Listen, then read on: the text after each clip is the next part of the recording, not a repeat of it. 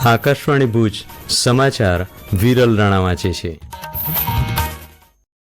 નમસ્કાર.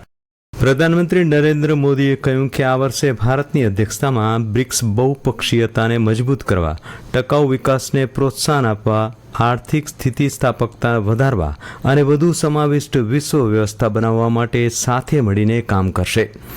ગઈકાલે નવી દિલ્હીમાં શ્રી મોદીને મળેલા બ્રિક્સ દેશોના વિદેશ મંત્રીઓ અને પ્રતિનિધિમંડળના વડાઓ સાથે વાતચીત કરતા શ્રી મોદીએ કહ્યું કે ઉભરતી અર્થવ્યવસ્થાઓ વચ્ચે સહયોગને આગળ વધારવા અને વૈશ્વિક દક્ષિણીની આકાંક્ષાઓને અવાજ આપવા માટે બ્રિક્સ એક મહત્વપૂર્ણ પ્લેટફોર્મ તરીકે ઉભરી આવ્યું છે.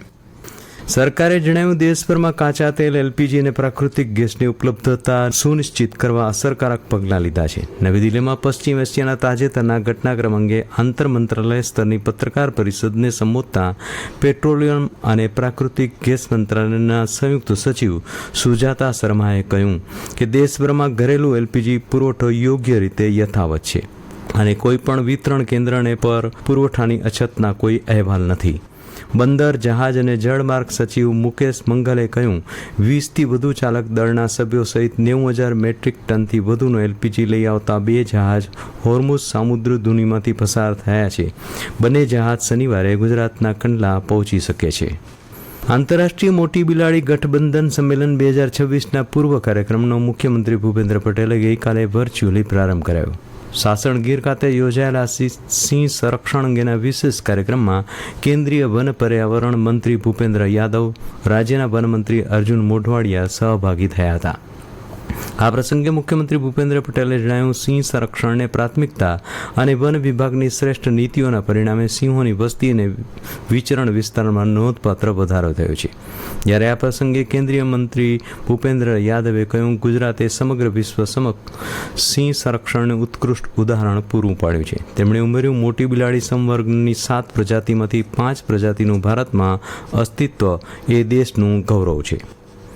પ્રધાનમંત્રીની અપીલને માન આપીને ઇંધણ બચતમાં સહભાગી થવા કચ્છ યુનિવર્સિટી હસ્તકની તમામ શૈક્ષણિક સંસ્થાઓ દ્વારા કરકસરના પગલાંનો નિર્ણય લેવાયો છે. રાજ્યપાલના નિર્ધારને પગલે કચ્છ યુનિવર્સિટીની હસ્તકની તમામ શૈક્ષણિક સંસ્થાઓ તેમજ અનુસ્નાતક ભવનોમાં અધિકારીઓ, કર્મચારીઓ, અધ્યાપક ગણ અને વિદ્યાર્થીઓ સહિત તમામ વ્યક્તિ સાયકલ કે પગપાળા આવવા અથવા પબ્લિક ટ્રાન્સપોર્ટનો ઉપયોગ માટે સંકલ્પ લીધો અને અઠવાડિયાનો એક દિવસ નો મોટર વ્હીકલ ડે તરીકે નિષ્ઠાપૂર્વક પાળવામાં આવે તેમજ વાહનોના સહિયારા ઉપયોગ દ્વારા ઇંધણ બચત કરવામાં આવે તેવી અપીલ કરાઈ છે.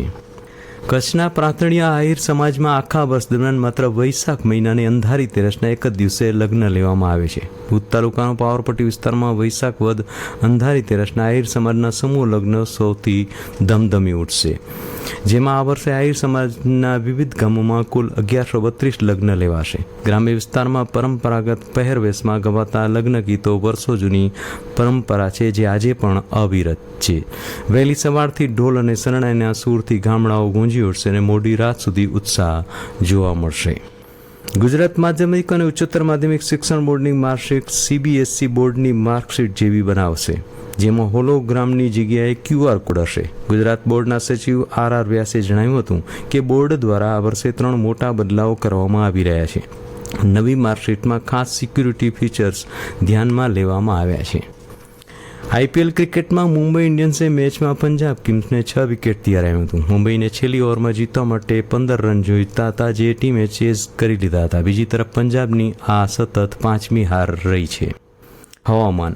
રાજ્યમાં આવતીકાલથી ગરમીમાં આંશિક રાહત મળવાની શક્યતા છે. હવામાન વિભાગના જણાવ્યા અનુસાર આગામી 3 દિવસ દરમિયાન મહત્તમ તાપમાનમાં 2 થી 4 ડિગ્રી સુધી ઘટાડો નોંધાઈ શકે છે. દરમિયાન જિલ્લામાં વૈશાખી વાયરાને કારણે ગરમીનું પ્રમાણ દિવસે ને દિવસે વધતું જોવા મળી રહ્યું છે. બપોરે કાળઝાળ ગરમીમાં લૂનું સામ્રાજ્ય છવાતાં જનજીવન અસ્તગ્રસ્ત થયું હતું.